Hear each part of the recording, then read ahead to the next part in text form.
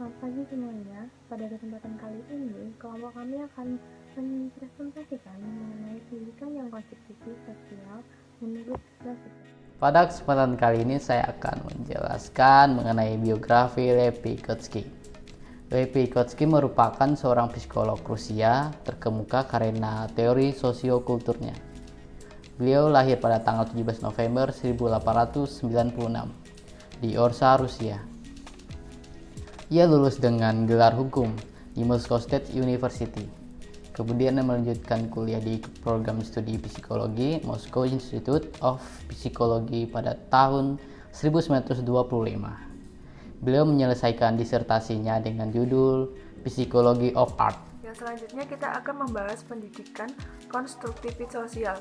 Pendidikan konstruktivis sosial merupakan pembelajaran yang bersifat generatif, yaitu tindakan mencipta suatu makna dari apa yang dipelajari.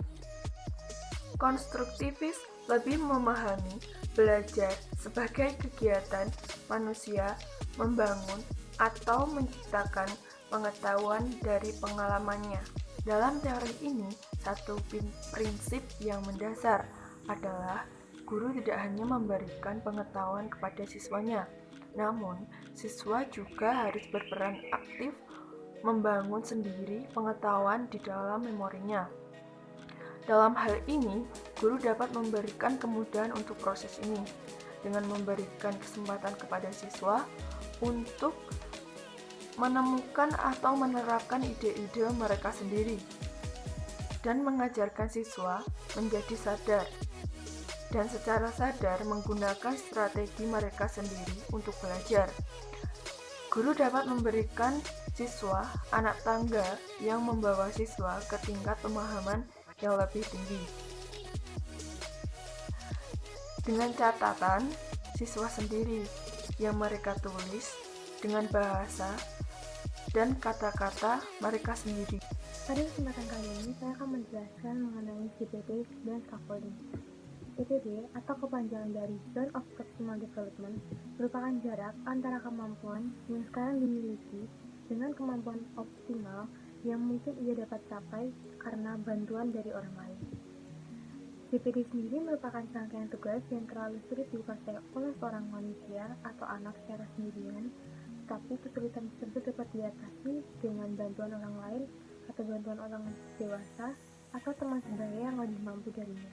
Menurut teori Vygotsky, Zone of Proximal Development merupakan celah antara actual development dan potential development, di mana antara apakah seorang anak dapat melakukan sesuatu tanpa bantuan orang dewasa dan apakah seorang anak dapat melakukan sesuatu dengan melakukan bantuan orang dewasa atau kerjasama dengan teman sebaya. Maksud dari ZPD adalah menitikberatkan ZPD pada interaksi sosial akan dapat memudahkan perkembangan anak. Ketika siswa mengerjakan pekerjaannya sendiri di rumah, perkembangan mereka kemungkinan akan menjadi lambat. Untuk memaksimalkan perkembangan, siswa seharusnya bekerja dengan terampil dan dapat memimpin secara sistematis dalam memecahkan masalah yang lebih kompleks. Kemudian scaffolding. Scaffolding sangat erat kaitannya dengan CPD. Scaffolding dapat diartikan dengan sebuah teknik dalam mengubah level dukungan selama sesi pengajaran dengan orang yang lebih ahli, misal seperti guru atau teman sebaya yang lebih mampu. Scaffolding sendiri memberikan kepada seorang anak bantuan pada tahap awal pelajaran, kemudian mengurangi bantuan tersebut dengan memberikan kesempatan pada si anak untuk mengambil alih tanggung jawabnya. Bantuan tersebut dapat berupa dorongan, tunjuk, atau peringatan yang dapat membantu si anak untuk belajar lebih mandiri. Teman-teman, selanjutnya kita akan membahas tentang peran penting kerja kelompok dan peran penting bahasa dan budaya. Nah, kita akan membahas peran penting kerja kelompok terlebih dahulu. Nah, kerja kelompok merupakan metode pembelajaran dengan sejumlah siswa, di mana beberapa anak membentuk kelompok kecil yang terdiri atas anak yang memiliki kemampuan yang berbeda. Nah, dalam menyelesaikan tugas kelompoknya, setiap siswa anggota kelompok harus saling bekerja sama dan saling membantu tentunya, supaya dapat memahami materi pelajaran. Nah, tujuan dari kerja kelompok sendiri adalah untuk menciptakan situasi di mana keberhasilan individu ditentukan atau dipengaruhi oleh keberhasilan kelompoknya. Jadi, kerja kelompok ini sangat berperan penting dalam pendidikan yang konstruktivis sosial karena membantu anak yang tidak mampu dapat belajar bersama dan memecahkan masalah secara bersama. Selanjutnya kita akan membahas peran penting bahasa dan budaya. Nah, budaya yang dimaksud di sini adalah suatu hal seperti bahasa, sistem matematika, dan alat-alat ingatan. Nah, jadi budaya itu tidak melulu harus tentang seperti menari, terus habis itu upacara adat. Nah, budaya itu juga ada yang seperti bahasa, sistem matematika, dan alat-alat ingatan. Itu merupakan suatu budaya.